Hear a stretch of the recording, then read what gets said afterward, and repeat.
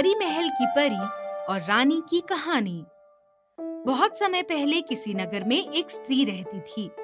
बेचारी का पति मर चुका था, इसलिए अपने और अपनी नन्ही बिटिया के भरण पोषण की जिम्मेदारी उसी के कंधों पर आ गई थी।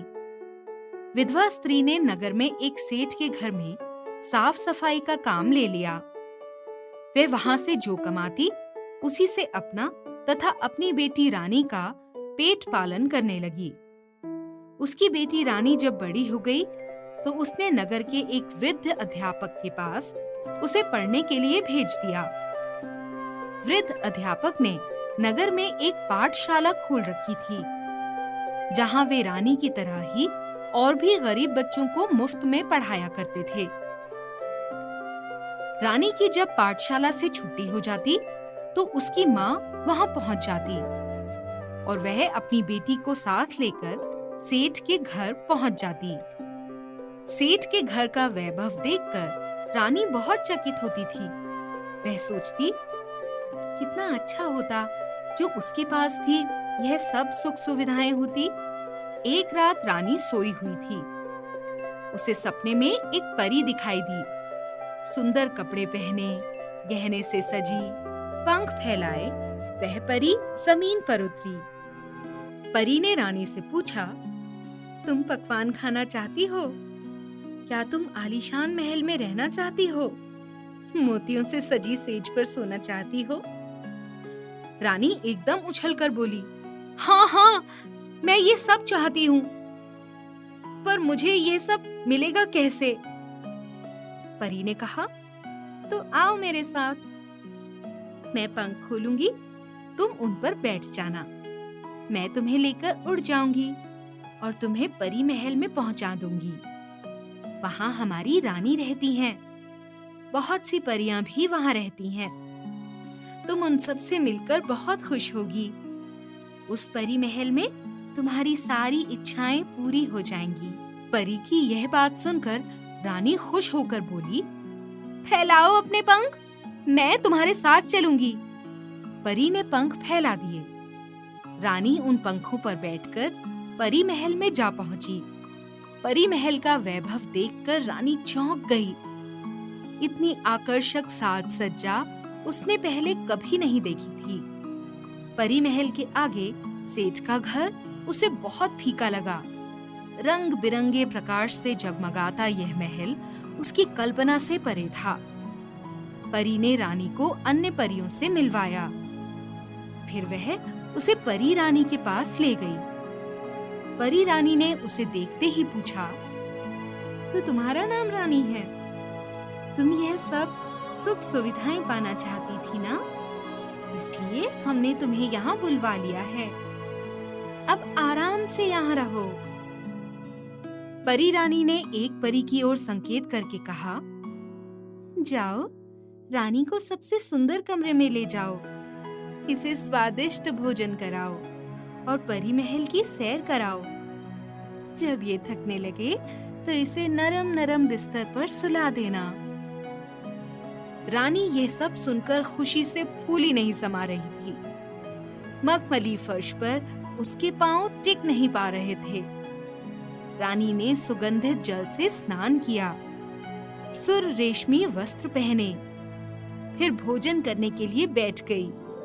चांदी की थाली पकवान से भरी देखकर उसके मुंह में पानी भर आया। एक के बाद एक पकवान वह चखती चली गई। खा पीकर रानी सैर करने को निकली। रंग बिरंगे जल से फव्वारों से सजे बाग बगीचे देखकर वह खुशी से नाचने लगी। नाचते नाचते जब वह थक गई तो अपने साथ आई परी से बोली, मैं थक गई हूँ, मुझे नींद आ रही है। परी रानी को एक सुंदर कमरे में ले गई। उस कमरे में एक बहुत ही सुंदर पलंग पर बिस्तर लगा हुआ था। परी ने रानी से कहा, यही है तुम्हारा सोने का कमरा, जाओ बिस्तर पर सो जाओ। रानी ने परी से कहा, तुम भी मेरे पास सो जाओ, मुझे लोरी सुनाओ। बिना लोरी के मुझे नींद नहीं आती। मेरी माँ मुझे रोज लोरी गाकर सुलाती थी। यह सुनकर परी खिलखिलाकर हंस पड़ी। बोली, अरे हम क्या जाने माँ कैसे सुलाती है। हमने ना माँ देखी है और ना हम कभी माँ बनी है। हमें नहीं पता माँ की ममता क्या होती है। यहाँ सारे सुख सारी सुविधाएं तो मिलेंगी, लेकिन लोरी सुनाकर सुलाने वाली यहाँ कोई नहीं है। चलो सो जाओ। इतना कहकर परी कमरे का दरवाजा बंद करके चली गई। रानी एकदम अधीर हो उठी। उसे माँ के बिना सोने की आदत नहीं थी। वह रोने लगी। रोते रोते उसकी सिसकियां बंध गईं। वह एक ही बात बोलती जा रही थी, मुझे नहीं रहना यहाँ, मुझे मेरी माँ के पास ले चलो। मुझे नहीं चाहिए ये खाना, ये कपड़े, मुझे मेरी माँ के पास छोड़ाओ। माँ ने उसकी बड़बड़ाहट सुनी तो वह तुरंत कमरे में दौड़ी आई। माँ ने देखा रानी का चेहरा आंसुओं से तरबतर था। वह बार बार कह रही थी, मुझे मेरी माँ चाहिए, मुझे मेरी माँ चाहिए। माँ ने उसके सिर पर हाथ रखा। वह बोली, मैं तो यही हूँ मेरी बच्ची, मैं कहाँ गई हूँ? तुझे क्या हो गया है? रानी ने आंखें खोली। उसने अपनी माँ को सामने पाया तो वह उससे लिपट गई। बोली, मुझे परी महल नहीं चाहिए, मैं यहीं रहूंगी अपनी माँ के पास। माँ की गोदी में जो सुख मिलता है वह उस परी महल में भी नहीं है। माँ ने पूछा, ये सब तू क्या कह रही है मेरी बच्ची? रानी ने तब सपने में देखे परी महल की सारी कहानी माँ को सुना दी। फिर कहानी सुनाते सुनाते ही वह माँ की गोदी में अपना सिर रखकर सो गई। शिक्षा, बच्चे को जैसा प्यार अपनी माँ से मिलता है वैसा प्यार उसे कहीं भी नहीं मिलता। इसलिए हमें अपनी माता का सम्मान करना चाहिए।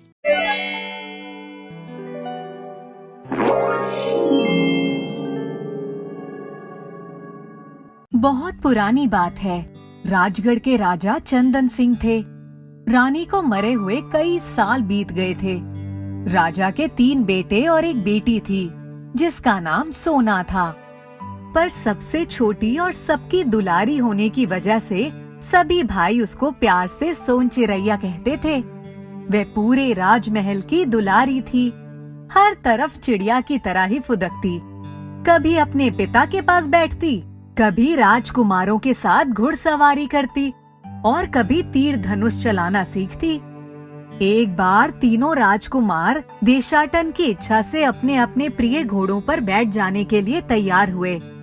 उन्होंने तीनों रानियों को बुलाकर समझाया कि वे लोग जा रहे हैं। आप लोगों को हमारे पिता का पूरा ध्यान रखना होगा और हमारी प्यारी बहन सोन चिरैया को कोई तकलीफ नहीं होनी चाहिए। जब हम लौट के आए तो हमारी बहन हंसती मुस्कुराती ही मिलनी चाहिए। तीनों रानियों ने हाँ में हाँ मिला दी, जबकि वास्तव में सोन चिरैया उनको फूटी आंख भी नहीं सुहाती थी। राजकुमार भाइयों के जाने से सोन चिरैया बहुत उदास हो गई। वह अपने कमरे में से ही नहीं निकलती थी। एक दिन सबसे बड़ी भाभी उसके पास आई। उसने कहा, सारे दिन पलंग तोड़ती हो, कुछ घर की जिम्मेदारी भी उठाओ। उसने उसको आटा छानने वाली एक छलनी दी और कहा, जंगल में जाकर उस छलनी में तालाब में से पानी भर के ले आओ। सोन चिरैया तालाब के किनारे पर बैठकर रो रही थी। तभी उसकी आंखों से गिरा आंसू वहीं एक नाग के बिल में जा गिरा। नाग फनफनाता हुआ बिल के बाहर आया। उसने पूछा, तुम रो क्यों रही हो? तब उसने अपनी सारी व्यथा कह सुनाई। नाग को उस पर दया आ गई। नाग ने अपनी जादुई शक्ति से अपना रंग पानी जैसा ही कर लिया। उसने कहा, तुम चिंता मत करो। वह नाग उस छलनी में जाकर बैठ गया। उसने कहा, अब तुम छलनी को तालाब के पानी से भर लो। उसने छलनी में पानी भर लिया।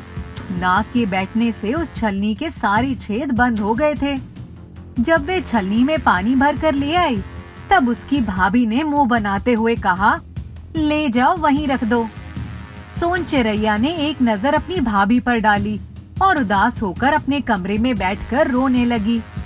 दूसरे दिन सोन चिरैया जब अपने कमरे में बैठी थी, तब उसकी दूसरी भाभी आई और उसको एक धान की बोरी पकड़ा दी और कहा कि जंगल में जाकर सारा धान सुखा दो। और इसमें से सारे चावल के दाने निकाल कर ले आओ। जब तक चावल के दाने निकल ना जाएं, लौट के मत आना। एक भी दाना कम नहीं होना चाहिए। सोन चिरैया धान लेकर गई और एक चादर पर धान सूखने के लिए फैला दिया। खुद एक पेड़ के नीचे बैठी रो रही थी। तभी पेड़ पर एक पक्षियों का झुंड आया। उनसे उसका रोना नहीं देखा गया। उन्होंने जब उससे पूरी बात पूछी तो उसने बताया कि उसकी भाभी ने उसको धान के चावल निकालने के लिए दिए हैं। तब एक चिड़िया ने कहा, तुम चिंता मत करो। उसने पूरी चिड़ियों के साथ मिलकर सारे धान से चावल अलग कर दिए और उसको दे दिए। सोन चिरैया खुशी खुशी चावल लेकर महल में आ गई। जब तीनों राजकुमार भाई परदेश से लौटे तब उन्हें सोन चिरैया कहीं दिखाई नहीं पड़ी। उन्होंने पूछा कि हमारी बहन सोन चिरैया कहाँ है? सबसे बड़ी रानी ने कहा, होगी कहीं गुड्डे गुड़ियों से खेल रही होगी। राजकुमार ने कहा, नहीं, पहले तुम उसको हमारे सामने लेकर आओ।